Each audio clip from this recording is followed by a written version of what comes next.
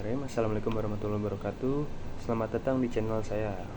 Pada kesempatan kali ini kita akan membahas sebuah tema yang sangat penting dalam konteks Indonesia saat ini. Identitas, keindonesiaan, dan aktualisasi Pancasila bagi generasi milenial di era digital.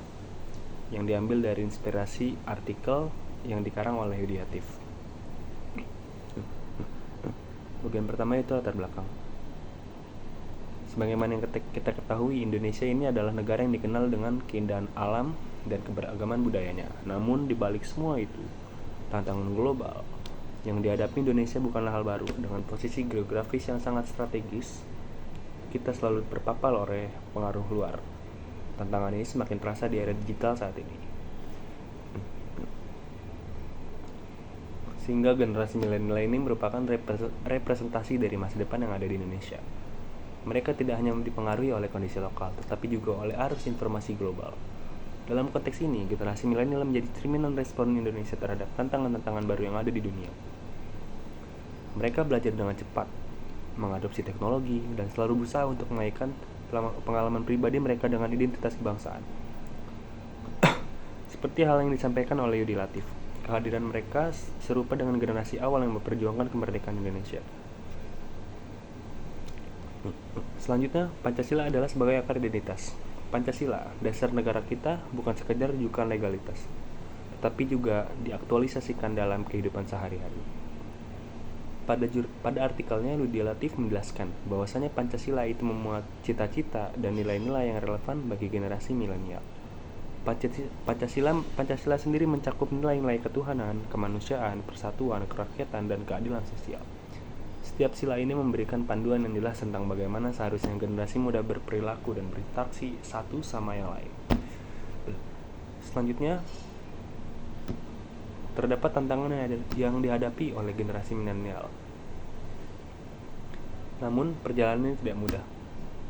Generasi milenial saat ini dihadapkan pada berbagai tantangan, seperti fenomena post-truth, di mana opini dan persuasi seringkali lebih dianggap daripada fakta. Selain itu, mereka juga menyaksikan ketidakseimbangan global yang mengancam keadilan sosial.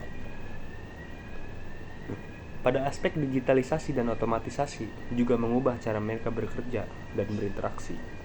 Semua ini menciptakan tantangan baru dan membuat mereka harus lebih kreatif dalam menemukan sebuah solusi.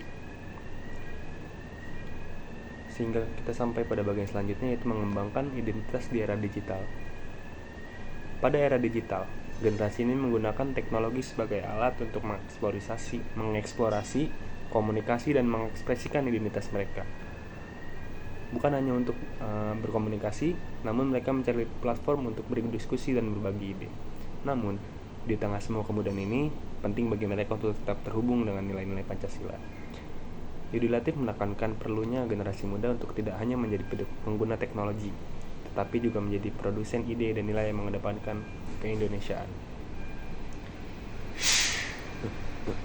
Selanjutnya, penerapan Pancasila dalam kegiatan sehari-hari. Generasi muda dapat mengaktualisasikan Pancasila melalui berbagai aktivitas, misalnya kegiatan sosial seperti bakti sosial, pendidikan untuk anak-anak kurang mampu, hingga aktivisme lingkungan.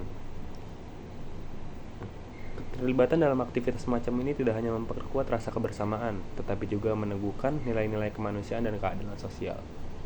Ini merupakan langkah nyata dalam mewujudkan Pancasila menjadi bagian dari kehidupan sehari-hari. Sebagaimana yang telah disebutkan tadi, generasi muda dapat mengaktualisasikan Pancasila melalui berbagai aktivitas yang mencerminkan nilai-nilai luhur dalam kehidupan sehari-hari. Beberapa contoh konkretnya, yang pertama adalah bakti sosial.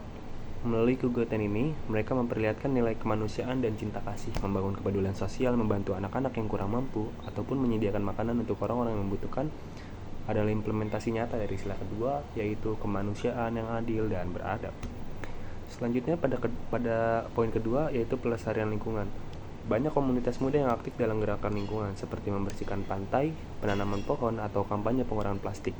Aktivitas ini menunjukkan rasa tanggung jawab terhadap bumi dan mencerminkan sila ketiga, yaitu persatuan Indonesia, di mana mereka bersatu untuk menjaga ekosistem demi masa depan.